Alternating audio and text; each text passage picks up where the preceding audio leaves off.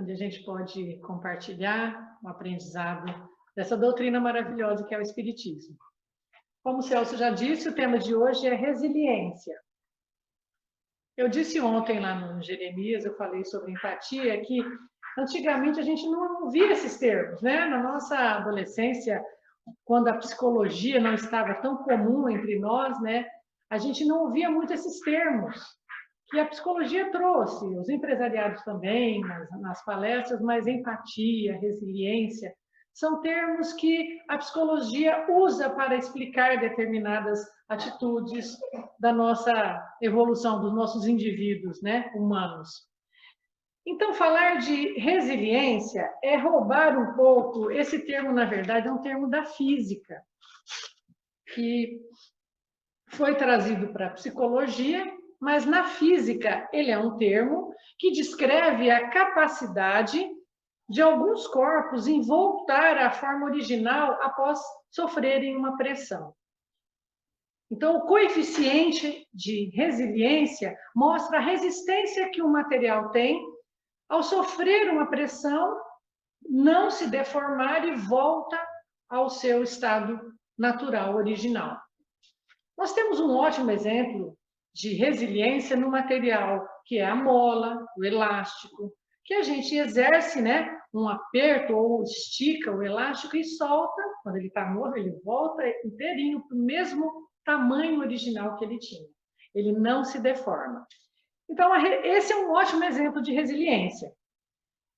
E, como eu disse, ultimamente, os psicólogos estão usando esse termo, começou com os psicólogos, mas a gente está usando em todas as palestras, como eu disse, de empresariados, a religiosidade. Quando a gente fala de religiosidade, a gente traz sempre esse termo. Nós vamos entender por que ele é tão importante dentro da religiosidade e dentro do nosso processo evolutivo.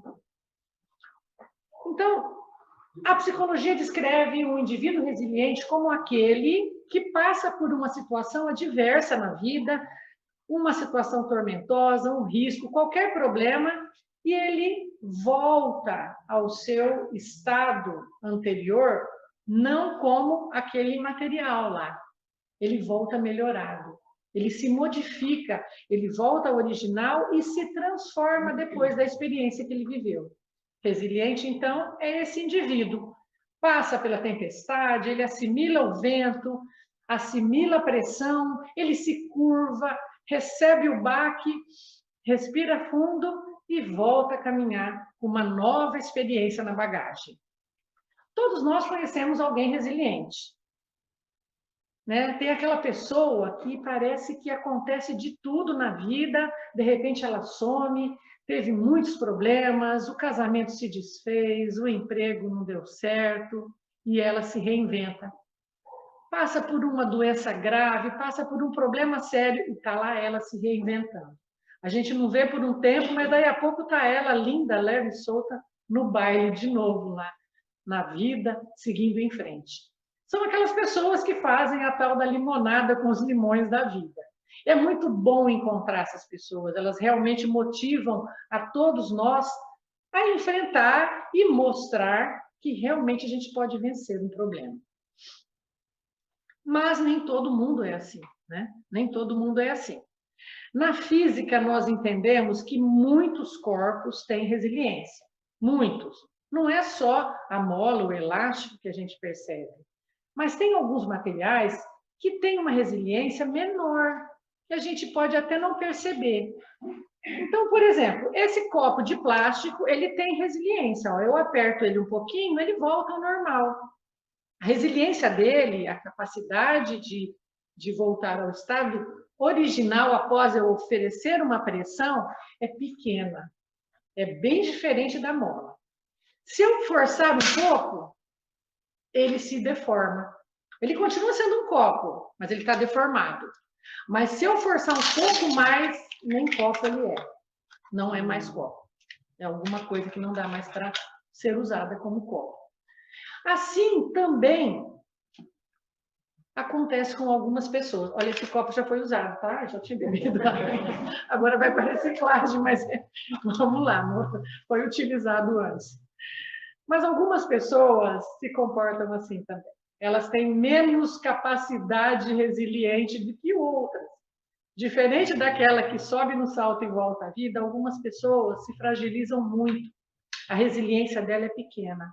E ela se fragmenta, ela se deforma com alguns problemas na vida e não consegue mais voltar ao estágio natural, ao estado natural que ela tinha antes de passar por aquele problema. Alguns ficam definitivamente deformados, estagnados, paralisados na vida após sofrer uma tragédia, após sofrer algum problema que a gente às vezes nem tem ideia do que aconteceu. Mas eu já tive pessoas próximas que abandonaram relações, abandonaram projetos de vida depois de sofrerem decepções e nunca mais voltaram à estrada como estavam antigamente. Então, no dia a dia, todos nós passamos por problemas. É normal a gente passar por problema e, às vezes, tem aquelas fases, né? Que parece que tem uma nuvem negra sobre a nossa cabeça, né? Sobre a nossa cabeça. A gente parece que tudo acontece ao mesmo tempo. A gente tem problema no relacionamento, adoece, perde um ente querido, o cachorro morre, bate o carro, funde o motor, e aí vai juntando coisinhas pequenas, o leite entorna, o dedinho quebra, e aquilo vai acumulando coisas grandes, coisas pequenas, e é nesse momento em que a gente começa a focalizar nesse problema, sem entender que às vezes nós temos os nossos limites e a vida pede para que a gente pare. A vida às vezes pede, o corpo pede, não é? A gente está tão correndo, tão estressado que o corpo fala assim, não, ó, adoeci. Dá um tempo porque eu não dou mais conta. Aí a gente respira, relaxa. Mas por vezes a gente não ouve essa limitação que nos é imposta. E a gente continua o nosso processo focalizando no problema. Nossa, mas essa nuvem não passa. Nossa, mas isso está muito profundo. Nossa, isso está muito dolorido. E a gente começa a focalizar, a pôr o foco no problema, que qualquer coisinha que aconteça ali serve como uma gota d'água e a gente trava. E a gente trava de vez. Isso começa a acontecer, a gente começa a perceber que não está nada bem quando a gente começa a duvidar de si mesmo, duvidar de Deus, duvidar das coisas. O primeiro passo é começar a duvidar de Deus. Nossa, Deus, mas você está me mandando isso daqui, mas você não está cuidando de mim como eu achei que deveria ser cuidado. Poxa, Deus, né? Logo agora que eu ia me aposentar, me acontece uma coisa dessa. Logo agora que eu estava pensando em fazer um outro projeto de vida. Então, a gente começa a duvidar de Deus. E depois, num segundo momento, a gente duvida de si mesmo. Eu não vou dar conta, eu não vou dar conta disso daqui. Cada vez isso daqui está indo mais, os dias, cada vez vem um problema a mais. Agora é uma coisa, depois é outra coisa, depois é um desencontro, uma decepção, uma fatalidade. E eu não vou dar conta. Eu começo a duvidar da minha capacidade. E duvidando de Deus e duvidando da minha capacidade, eu perco a esperança. Eu perco a esperança de que aquilo vai melhorar. Chico Xavier dizia, tudo passa, mas às vezes a gente acha que não vai passar. E a gente olha o vizinho, a gente olha a vizinha, e a gente acha que é só com a gente. Porque às vezes a gente não conversa e a gente está achando que o outro que está quieto não está vivendo problemas, só eu estou. Mas todos nós temos as fases mais fáceis, as fases mais difíceis, as nuvenzinhas negras que se instalam lá por muito tempo, né? E faz com que a gente se paralise, desista de seguir em frente. Por vezes, por um tempo. A gente se recolhe, respira fundo e volta. Mas, por vezes, a gente não volta. É o que acontece com essas pessoas que têm pouca resiliência. Os animais, eu já disse aqui, os animais lá na floresta, os animais da natureza, eles passam por traumas o tempo todo. Eles são perseguidos, né? Os predadores estão sempre ali, atentos, né? A se alimentar. E eles estão sempre perseguidos, tem intempéries, tem raios, tem chuva, tem problemas ali que a natureza oferece naturalmente. Mas eles passam pelo susto e seguem adiante. É instintiva aquela reação. O animal, ele é instintivo, mas nós não. Nós somos mais complexos. E a gente pega todo esse trauma, todos esses problemas, essas tragédias ou pequenos problemas que nos acontecem e vamos arquivando dentro de nós. E eles vão se transformando num arquivo que nos tira, né, aquela força de vontade de viver. O medo se instala e a gente fica com aqueles arquivos feios, aqueles arquivos pesados, gravados ali para nos segurar. Então, o medo, que poderia ser algo benéfico para nos avisar dos riscos do caminho, começa a nos paralisar. E a gente se enfia debaixo da cama e deixa de viver. Sai do caminho da evolução e fica estagnado ali por muito tempo. Um grande exemplo, muito usado para quando se escreve ou quando se fala de resiliência, é o exemplo do bambu. Todo mundo conhece o bambu, né? É uma árvore linda. O bambu é uma gramínea gigante. Ela é muito resistente, ela resiste aos invernos rigorosos, assim como aos verões intensos. Ela resiste de um ponto ao outro, às transformações climáticas. E ela também, quando ela é semeada, né, o bambu, quando o bambu é semeado, ele demora muito para brotar. Nos países onde ele é semeado, às vezes ele demora 5 anos para soltar o primeiro broto. Parece que ele estava ali, né? Que ele não ia para frente, que nunca ia nascer, mas, na verdade, ele estava crescendo de forma horizontal, no subterrâneo. Ele estava lançando raiz, e quando ele brota e começa a crescer verticalmente, aí ele vai rápido. Em 6 meses, ele atinge 5 metros. E, rapidamente, ele pode atingir 30 metros, até 30 metros de altura. Ele é um bom exemplo de resiliência, por quê? Nas tempestades do campo, naquelas ventanias fortes em que as árvores são arrancadas do solo, árvores com troncos bem grossos, né? O bambu está ali, se mantém de pé. Por quê? Porque ele tem uma estrutura de raiz muito forte, ele tem uma base muito fortalecida e ele tem um tronco fino que dá flexibilidade a ele. Então, o vento vai, bate e ele se curva e volta. E como a raiz é forte, ele não é arrancado do chão. Diferente daquela árvore que não tem flexibilização e que o vento vem e arranca com raiz e tudo. Que a gente fala, nossa, mas como é que arrancou essa árvore aqui? A gente sabe que tem ventos poderosos, né? Nosso país não sofre de furacões, mas a gente já teve em Guararapes, assim, a nossa região sofre de ventos fortes também. A gente percebe como é forte, como que as árvores sofrem com tudo isso. Então, essa forte base e a flexibilização do bambu que o salva. Ele não cria um ponto de resistência.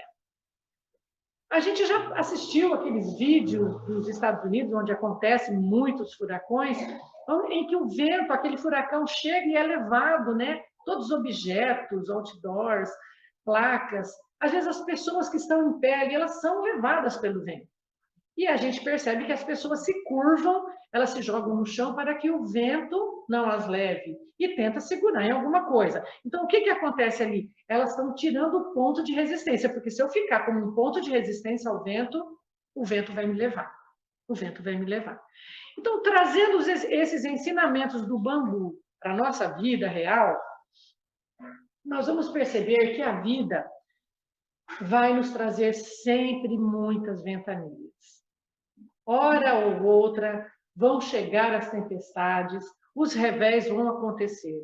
Seja por uma força da natureza, um ciclo natural, nós vamos passar por problemas geológicos, né, como o planeta sempre passou, ciclos, né, de climas, seja por coisas naturais ou seja por fatores criados por nós mesmos. Essas tempestades serão inevitáveis. Esses reveses, essas fases complicadas, né? Essa ventania vai chegar uma hora ou outra na nossa vida.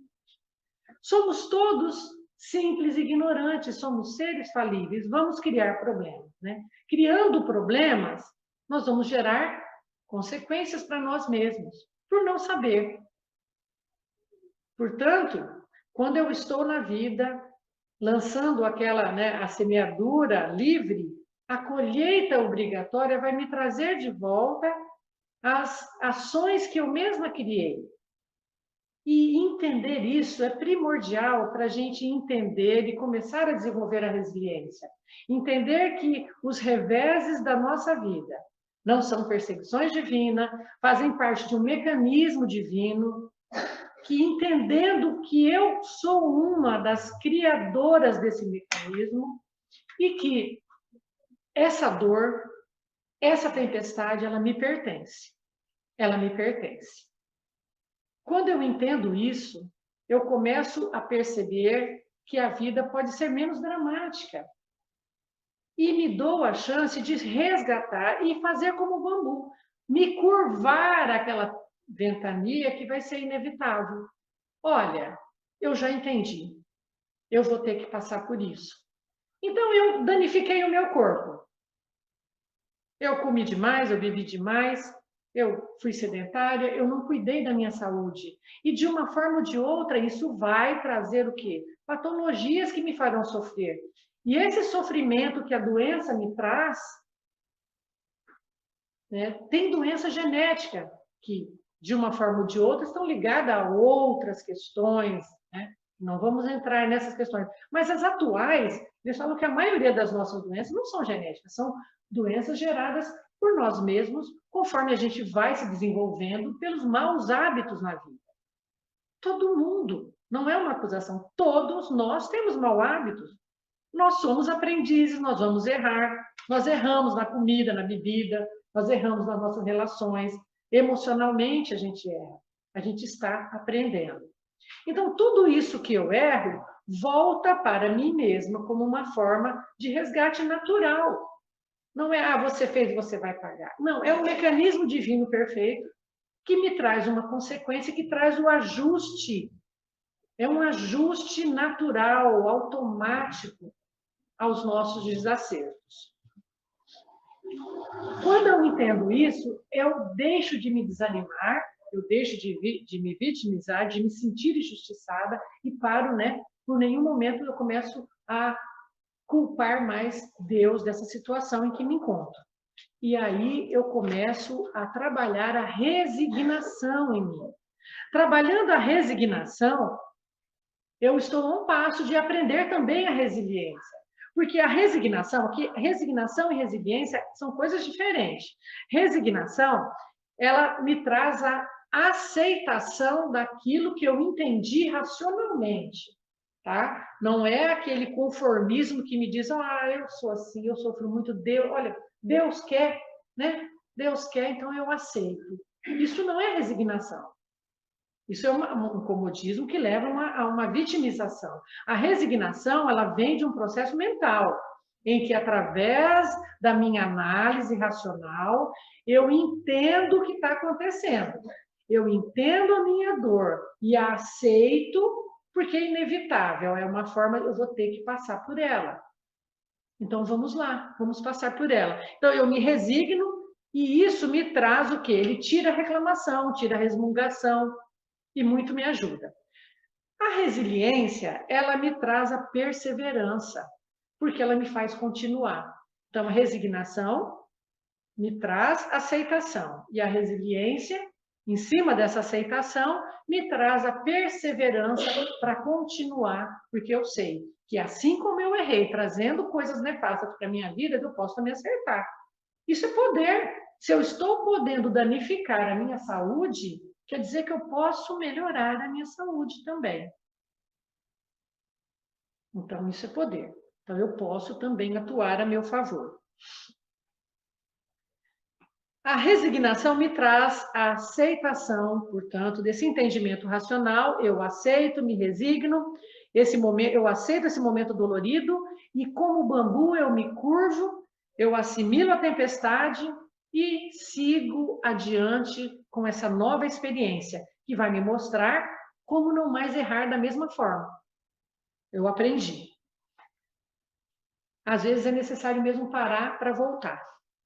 Mas A gente tem sempre que continuar. Isso é ter flexibilização. A flexibilização de se curvar e voltar e seguir adiante. Isso é resiliência, que não é nada mais do que adaptação e superação dos problemas.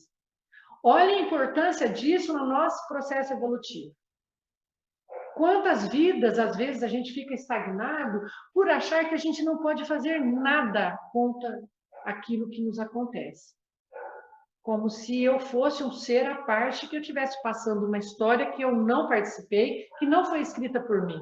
Eu não sei bem quem escreveu, mas estou aqui vivendo, não questiono e vou levando, né? Deixa a vida me levar.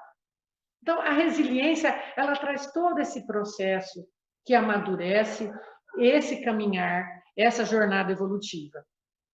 A adaptação nos põe na estrada de volta. Tem uma frase dita por um professor, que é um dos intérpretes de Charles Darwin, que diz o seguinte: não é o mais forte que sobrevive, nem o mais inteligente, mas o que melhor se adapta às mudanças. Resiliência é adaptação. É adaptação. Nós sempre vamos mudar de fases na vida. Sempre. E saber que a gente pode e deve se adaptar a elas vai tirar muito sofrimento das nossas costas. Para ter resiliência, eu preciso, então, trabalhar alguns fatores em mim. Quando eu falo adaptação, só voltando um ponto, quando eu falo em adaptação, eu penso, na nossa análise racional, quando a gente para de reclamar, se resigna e aceita um fato, a gente começa a usar mais a mente para ver o problema à nossa volta e para trabalhar esse problema. Um bom exemplo é na estrada. Alguém dirigindo aqui, todo mundo já sabe, ou estava dirigindo ou estava do lado, quando passa por uma tempestade. Aquelas tempestades, começa a chover, você está a 110, começa aquela chuva fraca e a chuva começa a piorar. E a chuva começa a piorar. E aí você tira o pé do acelerador. Você tira o pé, você vai para 90, e a chuva piora, você vai para 80, e se piora, você vai para 60, e você vai diminuindo. Aí você liga o pisca-pisca, você já começa a ficar preocupado com quem está atrás, você começa a se adaptar ao que está acontecendo. Você liga o pisca-pisca e segue adiante e firma mais ali um pouco a vista ali para ver se enxerga e o negócio começa a piorar. E você fala, não, eu tenho que parar. Eu tenho limite. Eu reconheço o meu limite. Eu não estou mais enxergando. Eu não consigo mais dominar esse carro nessa situação. Aí eu reconheço o limite e eu encosto. O ideal é não parar, né? Porque pode ser perigoso encostar. Mas, às vezes, não dá para continuar. Não dá para continuar. Então, a gente encosta e liga o pisca-pisca lá. E liga tudo que tem direito para avisar. Olha, tem gente aqui. E reza, né? A gente reza muito para que aquilo se resolva logo. E é impressionante que as tempestades, elas se resolvem muito rapidamente. As tempestades, principalmente na estrada, né, em movimento, a gente passa, tem aquele negócio, parece que o mundo está acabando, daí a pouco já sai ali, no quilômetro seguinte já o sol aparece, já tudo muda. E assim é na vida também. As tempestades são mais rápidas do que a gente pensa. É que quando a gente está ali focada só nela, a gente acha que o mundo vai acabar, meu Deus, a gente não percebe dentro do carro que passou 3 minutos, 5 minutos, a gente pensa que passou uma eternidade. Nossa, né? Foi tão rápido, né? E aquilo para a gente é uma eternidade. Então, quero deixar esse exemplo aí para a gente lembrar sempre que dá para se adaptar a qualquer intempérie. E se adaptar é usar o nosso racional, a nossa mente, para fazer essa análise, para controlar a emoção e perceber como que a gente pode sair daquela situação, como a gente pode se salvar daquela situação, ou mesmo entender o limite que a gente tem para pedir ajuda. Olha, eu não dou conta sozinha, alguém tem que me ajudar. Ok? Então, vamos lá. Para ter a resiliência, eu preciso trabalhar esses pontos que me fragilizam no infortúnio. Quais são eles? Né? Primeiro, a fé racional, como eu disse. A fé racional é aquela que Kardec nos ensina, que ela sobrevive a qualquer momento, a qualquer problema. ela sobrevive a qualquer questionamento maior, a qualquer coisa que possa estar atuando na nossa vida para diminuir aquela fé. Quando a minha fé é racional, eu não duvido mais de Deus, não. Quando a minha fé é racional, eu tenho certeza que os mecanismos divinos estão funcionando, eu tenho certeza que a justiça divina está funcionando, que a bondade divina está lá ativa, e que Deus está torcendo por mim, eu sou uma criação dele. Quando eu tenho a fé racionada, eu entendo que Deus é um pai educador e que ele torce por nós. E aí nunca mais eu duvido dele. Porque duvidar de Deus na hora do desespero ali é a pior coisa que pode nos acontecer. Porque a gente vai se sentir mais abandonado. Aí a gente para até de rezar. Para que rezar? Não tem ninguém lá do outro lado para me ajudar, não. E a gente perde um auxílio poderoso quando a gente faz isso, né? No segundo ponto, então, a fé racional, primeiro, trabalhar essa fé racional. Segundo, trabalhar a autoconfiança. Quando eu tenho a fé racional, eu entendo os mecanismos divinos e eu percebo que eu faço parte desse mecanismo. Eu sou uma cria de Deus, sou um produto divino. Ora, então eu trago em mim todas as potencialidades que Deus colocou. Então eu tenho capacidade sim para sair desse problema. Então eu ativo a minha autoconfiança. Olha a importância. Ativando a minha autoconfiança, eu volto para a estrada. Falo, não, eu vou enfrentar essa dor, eu sou maior que ela, eu vou enfrentar essa tempestade, eu vou conseguir vencer. Nós vamos sair disso. E ativando, aí a gente vai para o terceiro ponto, que é ativando a fé em Deus e ativando a fé em mim mesma, eu desenvolvo novamente aquela esperança que estava ali, né? Que estava ali enfraquecendo dentro de mim. O que é a esperança? A esperança quando é o sentimento de quem vê como possível a realização daquilo que deseja. Esse é o conceito de esperança no dicionário. É o sentimento de quem vê como possível a realização daquilo que deseja. Quando eu tenho esperança, eu tenho a confiança na superação, eu tenho a certeza que dias melhores virão, que tudo passa. E aí, quando eu junto tudo isso, eu estou me transformando numa pessoa resiliente. Porque eu não vou desistir do caminho, porque eu tenho Deus do meu lado. Eu tenho a minha força pessoal e eu tenho a certeza que o tempo vai mudar. E aí eu vou. E aí eu vou. Nada me segura. Temos que entender, pois, que nós somos seres falíveis. Nós somos seres falíveis, nós somos produtos divinos, mas nós não estamos prontos. Nós vamos errar, nós vamos falhar, nós vamos produzir algumas tempestades e isso vai ser dolorido, sim, para mim, para o outro. Mas se isso pode ser dolorido num momento, ele também vai me trazer muito aprendizado, que vai me fortalecer. E que, inevitavelmente, eu tenho que colher. Eu não estou aqui para aprender, para me encher de conhecimento e para chegar à perfeição. Então, entender que eu sou falível me faz entender os equívocos e me leva a tentar de novo. Você caiu? Levanta. Caiu? Levanta. Caiu? Levanta. Levanta, analisa o passo, analisa os fatos, ajusta, né, a bússola e tenta de novo, e de novo, e de novo. É na repetição que se fixará a nossa lição. O aprendizado está ali, o tempo todo nos oferecendo a lição. E a gente vai repetir o erro várias vezes, a gente repete. Ah, esse erro eu não faço mais, a gente faz. A gente vai a vida atrás daquele erro disfarçado, né? Ele chega mais bonito, aí a gente tropeça de novo. E tropeça de novo. E a gente vai errar, faz parte. Faz parte. É como diz a música, né? Reconhece a queda e não desanima. Levanta, sacode a poeira, dá a volta por cima e segue adiante, segue adiante. Isso é ser resiliente, né? E por isso a resiliência é tão importante. Ela nos dá a estrutura para continuar no caminho da evolução. Ela nos dá essa estrutura para não desistir. O filósofo Nietzsche tem uma frase que diz: o que não te mata te fortalece. Popularmente, a gente diz o que não mata engorda, né? A gente traduz assim, basicamente, caiu, limpa, come, que não mata engorda. Caiu da bicicleta, ralou todo o joelho, né? Não mata engorda, vamos, segue em frente. É uma frase de incentivadora, né? Para que a gente possa passar pelos problemas e ir adiante. Mas o Espiritismo, ele vai além dessa frase. Ele vai além porque no Espiritismo nós aprendemos que não somos imortais. Nós somos imortais. Saber disso, gente, dá um poder imenso à nossa vida, a todos nós.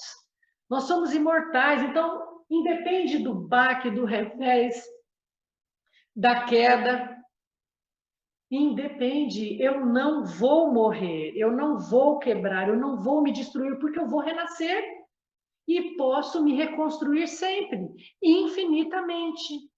Infinitamente. Então, nada pode me derrubar definitivamente.